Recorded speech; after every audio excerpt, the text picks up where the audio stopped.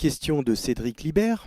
Bonsoir Monsieur Asselineau. Si vous obtenez les 500 parrainages et que vous êtes candidat, les médias pourront-ils continuer à vous ignorer?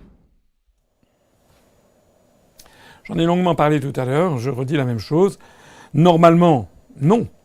Normalement, à partir de la proclamation qui aura lieu aux alentours du 20 mars, je pense, de la liste officielle des candidats à l'élection présidentielle, normalement, s'ouvrait traditionnellement la période d'égalité de traitement dans les grands médias. C'était comme ça sous Charles de Gaulle, sous Georges Pompidou, à une époque où les dirigeants français avaient quand même encore un certain nombre d'éthiques et un certain nombre de principes et avaient une éthique démocratique. Bon.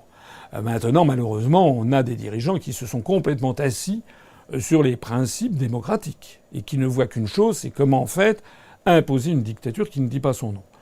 Donc, normalement, moi, je me rappelle quand j'étais petit, dans les années, la première élection présidentielle au suffrage universel en 1965, ou celle en 69, après la démission de Charles de Gaulle, il y avait chaque candidat avait un parti qui était minuté à la minute près, à la seconde près.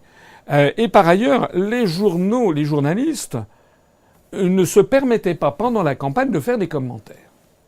Parce qu'à notre époque, nous avons, donc comme je l'ai dit tout à l'heure, il va y avoir, au lieu des 5 semaines d'égalité de traitement, il va y avoir 3 semaines dites d'équité, c'est-à-dire en fait de totale inégalité, fondée notamment sur l'appartenance, sur le nombre de députés, etc.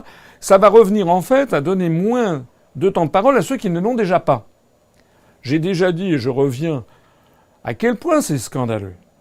On parlait tout à l'heure des liens avec l'Afrique. Ça me fait penser à quelque chose qui s'est développé depuis une vingtaine d'années. C'est ce qu'on appelle le commerce équitable.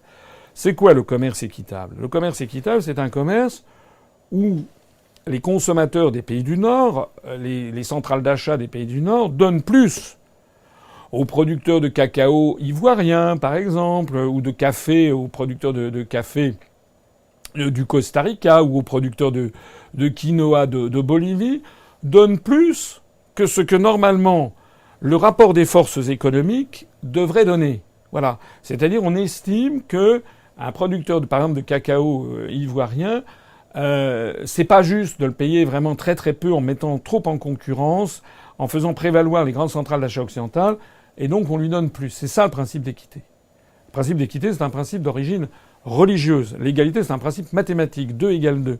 L'équité, c'est un principe où intervient quelque chose de transcendant, une espèce d'éthique. C'est-à-dire l'équité, ça fait intervenir l'idée d'une justice divine dans le concept d'équité. Allez vous renseigner sur la notion d'équité. Donc normalement, si on appliquait le commerce équitable, les principes du commerce équitable aux élections présidentielles en France, l'équité de traitement voudrait qu'on donne plus de temps de parole à ceux qui ne l'ont jamais.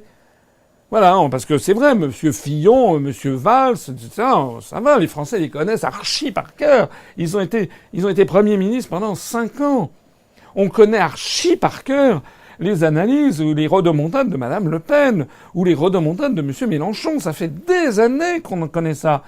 Mais quelqu'un comme moi, si je suis candidat, il y a 90% peut-être ou 80% des Français qui n'ont jamais entendu parler de moi. Donc ça serait normal que l'on me donne un petit peu plus de temps de parole que normalement pour me faire connaître. Mais non. Avec la loi Urvoas, ce qui est prévu, c'est qu'on m'en donnera encore en moins. Bon, voilà. Voilà comment on est géré, comment sont gérés les grands médias audiovisuels. J'ai eu l'occasion d'en parler tout à l'heure.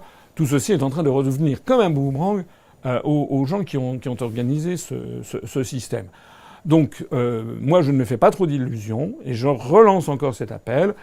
Il faut absolument que vous vainquiez cette mafia des grands médias audiovisuels et que vous diffusiez le maximum d'informations. On va d'ailleurs vous aider puisque nous allons lancer à partir de demain une nouvelle série de vidéos qui va s'appeler 1 minute pour comprendre parce que ça répond à beaucoup de demandes. Donc à peu près tous les jours, on diffusera une petite vidéo de 1 à 3 minutes, mais parfois d'1 minute, qui, sur un sujet très précis, donnera des réponses, notamment avec certains extraits de certains de mes entretiens d'actualité ou de certaines de mes conférences, mais quelque chose qui sera extrêmement bref. Ça viendra doublonner, en surplus, de comment dirais-je, de ces animations que nous avons commencé à lancer au dernier entretien d'actualité, qui sont ces petites animations sous forme de dessins animés, qui elles font 2-3 minutes. Donc on va essayer de faire des choses plus virales, comme on dit, pour qu'il y ait le maximum d'internautes qui puissent en profiter. Voilà. Donc ça sera aussi de la mobilisation de tous. À propos de mobilisation, j'en profite pour signaler que notre compteur ici est à l'arrêt, puisqu'il n'est pas à l'arrêt, parce qu'il y a des gens qui continuent à adhérer à notre mouvement, mais on l'a arrêté ce matin parce que on se rapprochait de la zone. Vous savez, à chaque fois qu'on se change de millier, il y a une tradition qu'on a assez sympathique, qui est que à chaque passage de millier, j'appelle personnellement celui ou celle qui est celui qui franchit le millième. Voilà. Alors, comme on s'était aperçu qu'il y avait une tendance un petit peu au ralentissement avant le passage du millier, pour garantir le parfait hasard, on coupe le nombre d'adhérents quelques dizaines avant d'arriver. Donc on l'a coupé ce matin.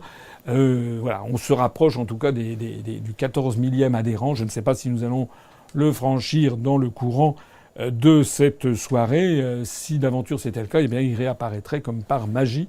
Et sinon, ça sera peut-être pour demain, je ne sais pas.